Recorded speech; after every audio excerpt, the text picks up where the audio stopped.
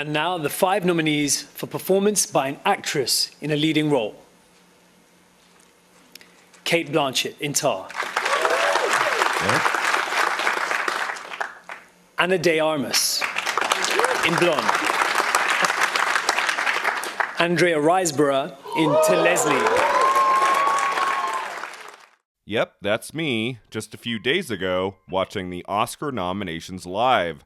I'm not sure if you were able to tell, but I was more than a little bit surprised by that Andrea Riseborough nomination for Best Actress. After hearing rumblings of a last-minute surge of support for Riseborough for her performance in the small indie film To Leslie, which had only netted her an Independent Spirit Award nomination in November, almost everyone didn't think it was possible that she could actually crash the Best Actress race at the Oscars this late in the game, especially with such a stacked category this year of extremely strong contenders. Cate Blanchett for Tar and Michelle Yeoh for Everything Everywhere All at Once were always getting in, that was certain, and those remaining 3 slots seemed destined for Ana de Armas, Viola Davis, Danielle Deadwyler, Margot Robbie, or Michelle Williams. Robbie seemed more and more like a slim possibility for Babylon, since that film underperformed with critics and at the box office, and she missed at SAG.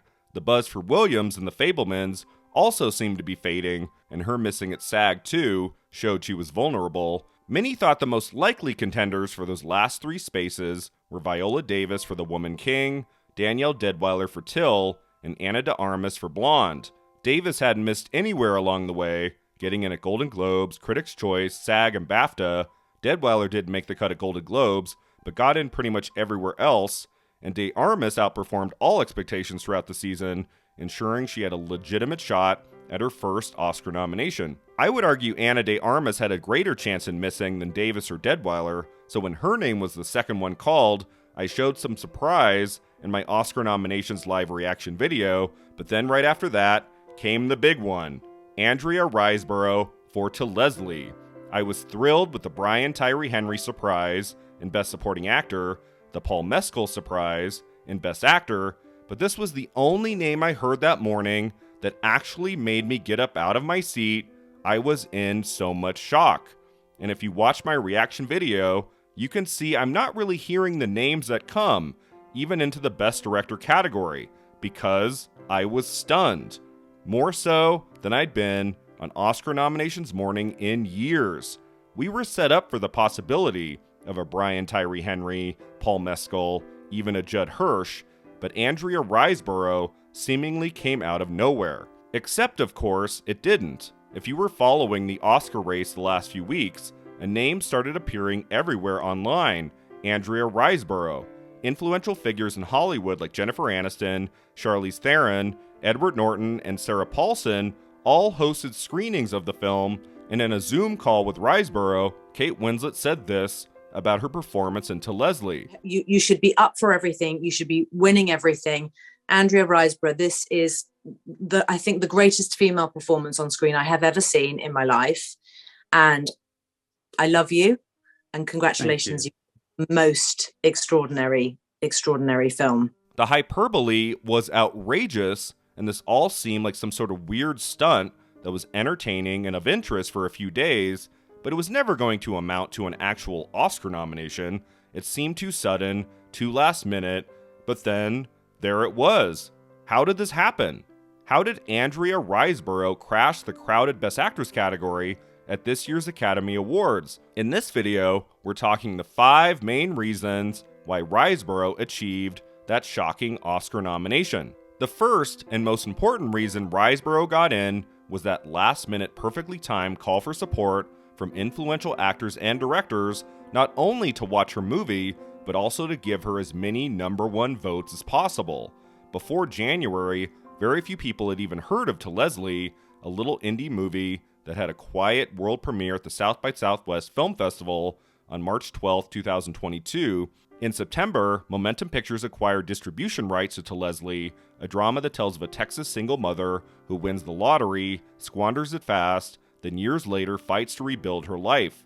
The film was given a limited theatrical and on-demand release on October 7th and only earned about $23,000 at the US box office. The marketing and audiences obviously weren't there. Momentum Pictures doesn't have the kind of money to mount an awards campaign for any of its actors, but the reviews were strong, the film earning a 98% on Rotten Tomatoes, Owen Gleiberman in Variety saying, Riseborough's performance is nothing short of spectacular. She received acting nominations from the Chicago Film Critics and the Independent Spirit Awards, but then that was it. No surprise nominations at Golden Globes, SAG, even Critics' Choice. Riseborough and To Leslie just weren't on anyone's radar. But a small pocket of buzz started growing as early as November when Charlize Theron hosted a screening of To Leslie where she called the movie one of those film experiences that are becoming extinct, unfortunately. Why did she host the screening? Rumor is that To Leslie's director Michael Morris, a TV veteran who had worked with lots of actors throughout the years and who was married to actress Mary McCormick, called in lots of favors. According to the Los Angeles Times, the husband and wife team emailed every one of their famous friends and asked if you're willing to post online about To Leslie and Andrea Riseborough every day between now and January 17th, that would be amazing. Others believe Riseborough's well-connected manager, Jason Weinberg, could have played a role as well. Whatever happened, after Theron's screening drummed up some industry interest in Riseborough's performance, other celebrities followed her example. The next big screening was hosted on January 10th by the director Morris's friend Gwyneth Paltrow, who called the film a masterpiece on Instagram and said Riseborough should win every award there is and all the ones that haven't been invented yet. That same day, Edward Norton wrote on Twitter, I don't post a lot about films or actors' performances, maybe I should more often, but for those interested in really great acting, I'll share that Andrea Riseborough's portrayal in To Leslie just knocked me sideways. It's about the most fully committed, emotionally deep, physically harrowing performance I've seen in a while. With that 1-2 punch on January 10th, just 2 days before Oscar voting began, and 7 days before Oscar voting ended, Riseborough's campaign had unofficially begun. On that first day of voting, January 12th, a number of high-profile celebrities started actively promoting Riseborough's performance on social media, including Susan Sarandon, Rosie O'Donnell, Helen Hunt, Alan Cumming, Howard Stern, and Sarah Paulson, the latter stating, I was just struck by Riseborough's authenticity. By the end of the day, The Hollywood Reporter published an article about the surge of industry love for Riseborough's performance, and then the Twitter account Film Updates the next day took note of further celebrities promoting Riseborough's turn in the film, including Jennifer Aniston, Courtney Cox, Jamie Lee Curtis, Jane Fonda, Laura Dern, Amy Adams, the list goes on and on. Many of the celebrities used the same language in their posts, like a small film with a giant heart, that made it clear many were just copying and pasting things already said by others. Had all these people actually watched the movie? The answer is up for debate. Kate Winslet, who's appearing with Riseborough in the upcoming HBO limited series The Palace, hosted an online Q&A that brought newfound attention to the film and her performance as well. Next up was Cate Blanchett, who in her Critics' Choice Award win for Best Actress, called out Riseborough from the stage, saying, Look, thank you. I mean, look, Best Actress, I mean, it is extremely arbitrary considering how many extraordinary performances there have been by women, not only in this room, but, Andrea Riseborough and Tang Wei, Penelope Cruz. I mean, the list goes on and on and on. It was the first televised mention of her name in a major speech this award season, and people noticed. By January 15th, the backlash had begun, many curious if this major last-minute push was ethical or even allowed. One of the most controversial online posts came from the actress Frances Fisher, who wrote on social media that Viola Davis and Danielle Deadwyler were locks for Best Actress and that the actors should put Andrea Riseborough as their number one vote on ballots instead. Oscar voting closed on Tuesday, January 17th. Riseborough had risen to 8th place in Gold Derby's Best Actress ranking, and then there her name was on Oscar nominations morning. Those in-person screenings, social media posts, phone calls, emails, they worked. The last-minute surge from actors in the industry was, of course, the main reason Riseborough got in. Only actors vote in the acting categories in the nominating stage, but other smaller reasons did play a role in Riseborough's shocker nod as well. The second reason she got in, alas, is immense industry love not only for Riseborough's performance in To Leslie, but also for her impressive body of work going back decades. Although she's received very few major awards nominations until this year, Riseborough has delivered terrific performances in awards-friendly movies like 2010's Never Let Me Go, the science fiction drama starring Carey Mulligan, Keira Knightley, and Andrew Garfield, and 2017's Battle of the Sexes, the true-life drama starring Steve Carell and Emma Stone. And I can't leave out 2014's Birdman, which won the Oscars for Best Director and Best Picture, and took SAG's big prize of Best Cast in a Motion Picture, which Riseborough shared in,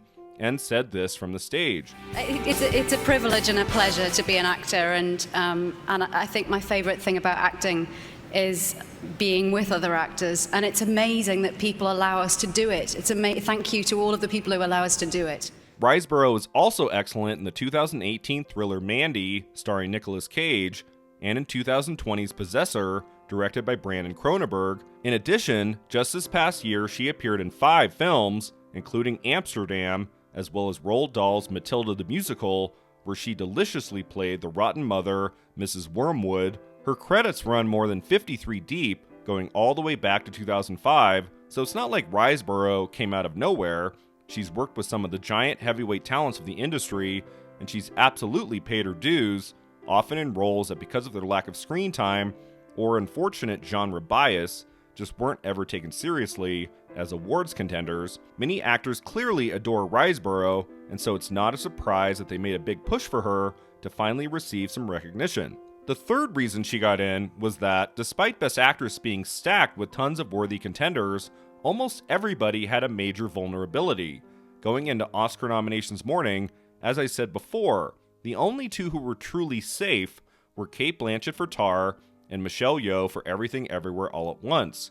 Despite getting in at the other precursor ceremonies, Viola Davis had a chance at missing, since some Academy members might have looked at The Woman King as a genre movie with its many battle scenes. Danielle Deadwyler was always going to struggle for that Best Actress nomination, since she missed at the start of the award season with the Golden Globes, and since her movie Till wasn't showing up in any other categories throughout the season. When a movie's only being considered for one category, some Academy voters might choose to throw on a different screener. Now, it was always going to be an uphill battle for Viola Davis and Danielle Deadwyler because, let's not beat around the bush, it's always been a struggle for African American women to get into Best Actress. In 95 years of the Academy Awards, only one African American woman has taken the gold trophy in this category, Halle Berry for Monsters Ball 21 years ago, and that's frankly pathetic. As Robert Daniels says in his new Los Angeles Times article, it's not just the Oscars that fail black women, it's the entire awards ecosystem. What does it say that the black women who did everything the institution asked of them, luxury dinners, private Academy screenings, meet and greets, splashy television spots, and magazine profiles, are ignored when someone who did everything outside of the system is rewarded? Davis and Deadwyler were absolutely worthy of getting in this year, and it's sad that the rise of Riseborough likely cost one of these 2 talented women a nomination. 2 other women who might have cost Davis and Deadwyler their slots were Ana de Armas for Blonde and Michelle Williams for The Fabelmans.